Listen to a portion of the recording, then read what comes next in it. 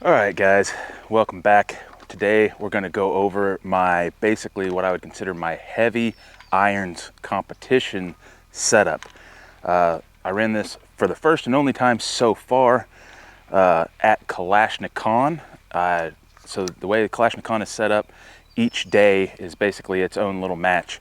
So the first day I shot my Galil Ace in magnified division. Second day I shot this in irons. I even ran an iron sight pistol and was able to take home first with it. But without further ado, let's get into this thing. All right, starting from the front, Grantham style, we've got an unrivaled technologies brake on here. I've had really good luck with these brakes. I really like them on everything I've put them on. This one, just like Clay mentioned, had some issues. I actually had some strikes on this thing. Granted, this barrel is not concentric, but anyway, I was able to finagle some stuff around and get it, and it's been good ever since. But yeah, we've got the original front sight, gas block. Coming back, we have a heat shielded, just a polymer handguard. That heat shield does really well, keeping this thing nice and cool. We've got a Kyber Customs cheese grater on there. Obviously, you can kind of see I did a little bit of battle wearing and stuff on that. This is where it gets really interesting. So right here, we've got the JMac Customs mag funnel. So normally with this thing, you have to have the JMac MMS system on here, the rail, but as you can see, I do not. Basically, the reason for that is this is my dad's old rifle, or one of his old WASRs, and he pretty much never shot it. I think it was a one that he just bought and just didn't shoot. So yeah, I think most of the rounds I've put on it have been the only rounds it's been put on it. But anyway, I left this kind of in a combination of like how he would set up and how things I would do. So I left it fairly stock, but what I did up here is I just drilled holes, because this is just polymer handguard, so if I mess it up, no big deal, it's cheap. Just drilled some small holes and then used some screws, some button head style screws, and just screwed them in there. And it has been solid. I have not had any issues out of it. So if you're willing to possibly sacrifice, a polymer handguard, go for it. You may also notice I did like my own Fake-A-Lite on there. It's starting to wear off because I've used this gun. Also, I'm going to point out the M13 Industries extended charging handle. That thing has been fantastic. It has one screw, and you'll notice in a lot of Clay's videos, that's the charging handle he's run on there. They did send me this one for free. I have not been able to do anything to make this even remotely come loose. Like this thing, it's been blowing my mind. It's actually super good. It's a little bit large for you tactical guys. You may not want that to stick out quite that far, but for competition style stuff, it's great. The knurling on it is great. Absolutely love it. Back from there, you'll notice Krebs safety. Yeah, what else can I say about Krebs safeties? They're amazing. They'll spoil you, so keep that in mind. But it's nice. You can sit there, switch your safety with your index finger without having to use your social finger to reach up there. Also, on the inside here, we have got a Meridian Defense trigger. This thing has their hammer spring and such, which is almost like an ALG extra power. It's been in there the whole time because I wanted to run it in the configuration they send it, and it's been great so far. Trigger pull, maybe not quite as light as an ALG, but all my ALGs have the braided springs in them, which are a little bit lighter. So, but that said though, this trigger is great. I've been loving it. Also, Hogue grip. Again, not my thing. I do not like rubberized grips. I don't care what it's on. I do not like them. This was my dad's kind of thing. He slapped these on almost everything. So that was already on there whenever I got the gun.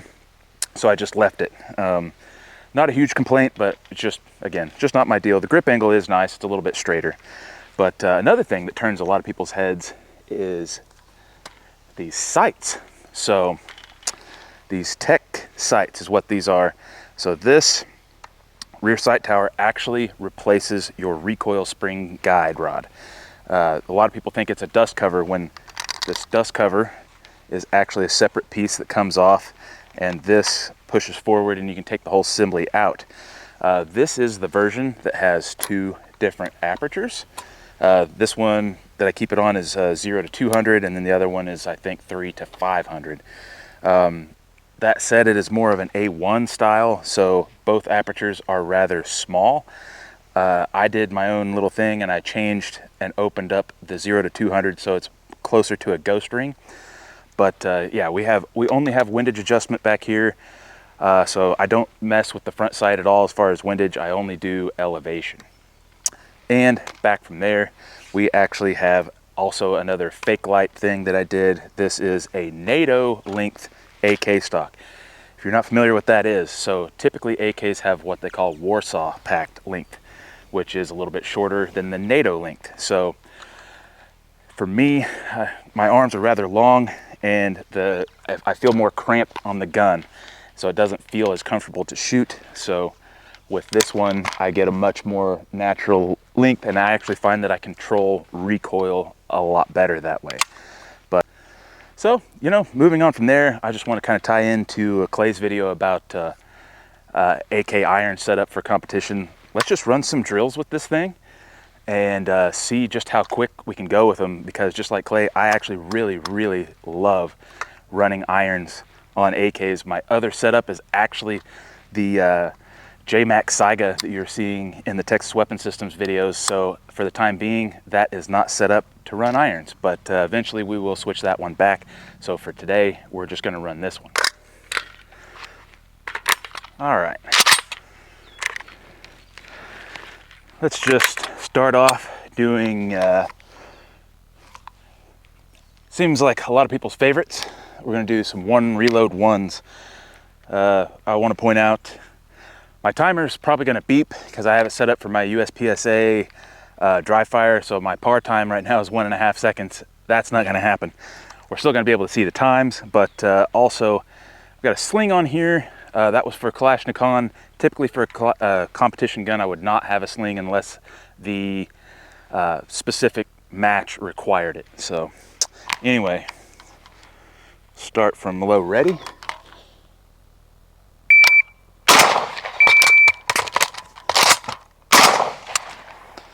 .384, not too bad.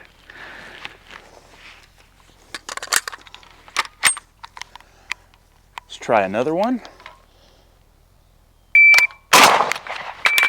I missed that mag. 441, that one wasn't too great.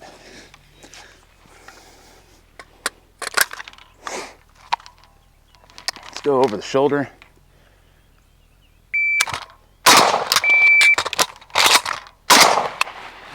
.338, not too bad, considering I don't typically practice 1R1s that much anymore.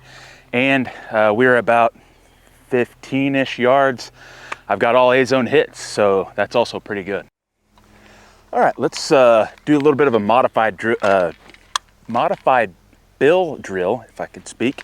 Come up, fire 1 round, we'll go dry, I'll reload and fire the rest of the 6 rounds.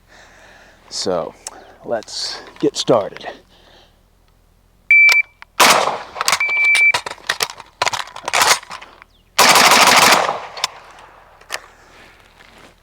All right, so that was 5.13, so not too bad considering our reloads just from 1 to 1 was a little over 3 seconds. Looks like we've got 3 alphas and 3 Charlies, so not all right. We're still at the same range. I've got 4 targets. I've got, I think, around 20 rounds in this mag. Not that we're going to need them all, but on the beep, I'm going to come up 2 rounds on each. We'll see how quick we can do that, and we'll run it twice. We'll go from left to right and then right to left.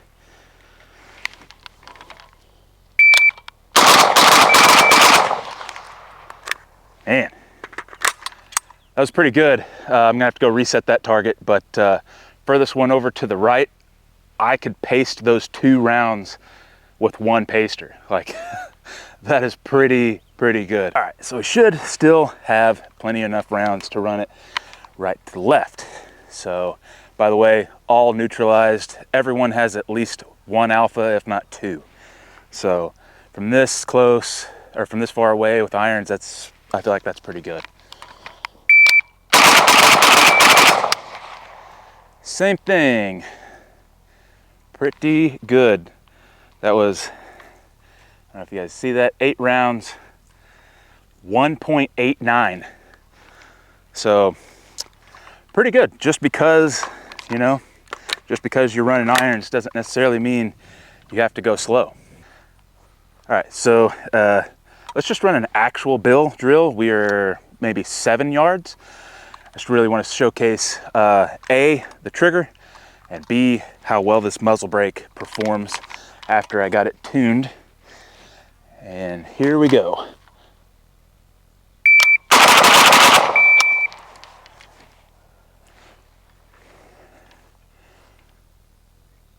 One, 2, 0.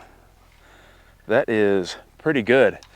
And I have 5 rounds about like that. One of them's a little high, but that's pretty good, especially ripping rounds that fast. Let's see. A 0.12 split, 0.15, 0.13, 0.17. So again, if you guys paid attention to me on Instagram before this, I did some testing with this trigger on there, saw how fast splits I could get, and I got pretty close splits to ALG with this thing. So this thing does really, really well. Let's do another one here. If you guys seeing this, the old Bandito from the early days of Bandito Bill and what is now Sure Shot USA. So had this mag for a while, and I refused to take that sticker off. But anyway, let's do all 4 targets Mozambique, and I'll do each one, you know, 2, 1, 2, 1, 2, 1. We'll run it that way first. So let's go from the belt.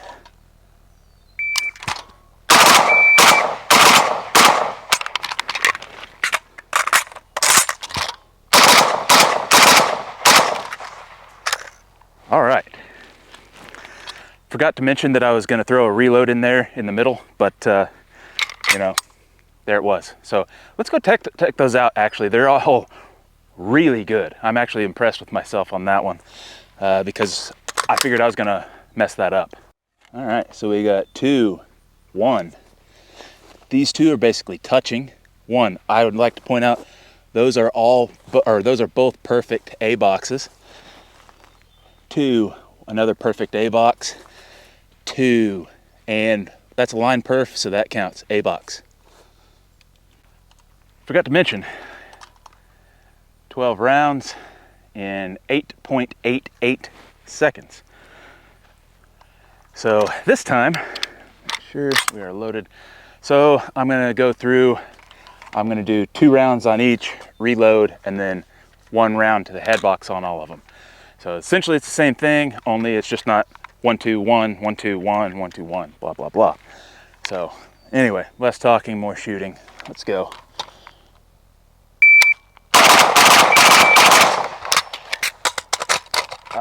Fumbled that reload.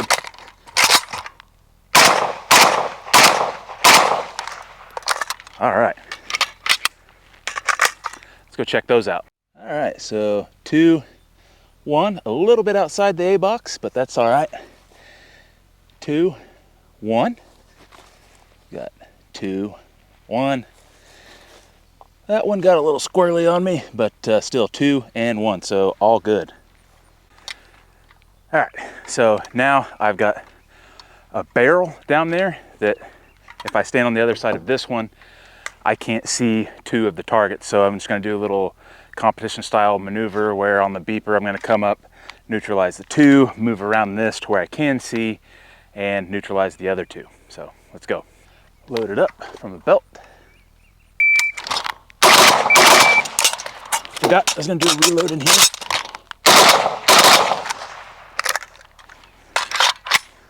All right. 8 shots, 6.05.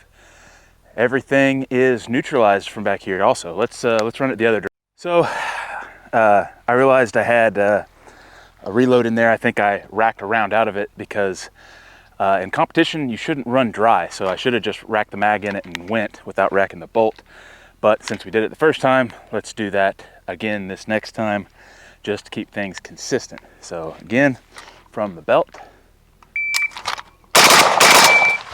I missed the rag release.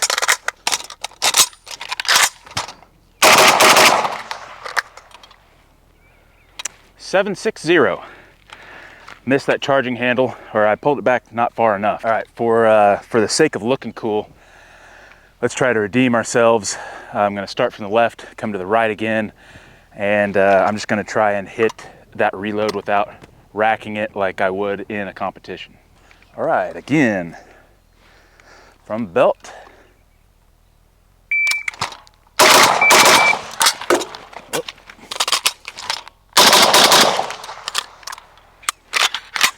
All right. All hits, so everything's neutralized. That was in a 5.62, so 2 rounds, reload and movement, 2 rounds. I feel like that's pretty good. And again, we're still just running a mostly stock iron sight gun. Let's run a couple more 1R1s. I feel like it's a little slow. Let's.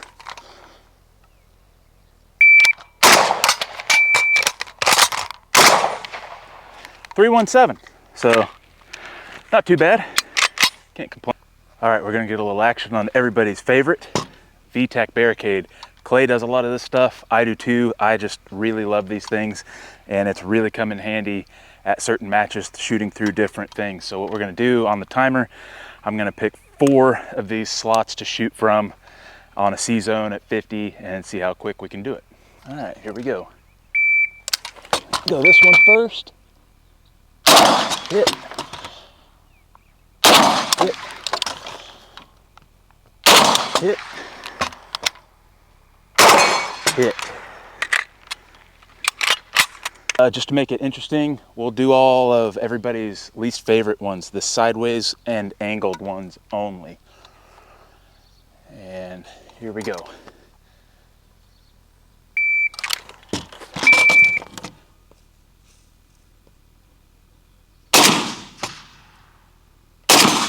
Hit. Hit. Hit. Hit. 18.92. Not too bad. That one down there definitely sucks. All right, now I'm just gonna kind of freestyle around. I'm not just gonna shoot C-zone. I've got my 8 and 4 inch gong down there, so let's just start running.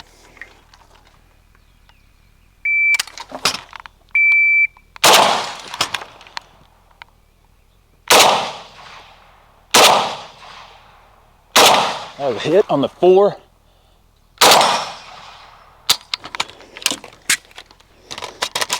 Oh. And on the 8. Double on the C zone. Another double. C. 8. Knock the 8 down. And a double on C. So, yeah. This thing, despite irons and being 7.62, you can run it pretty fast.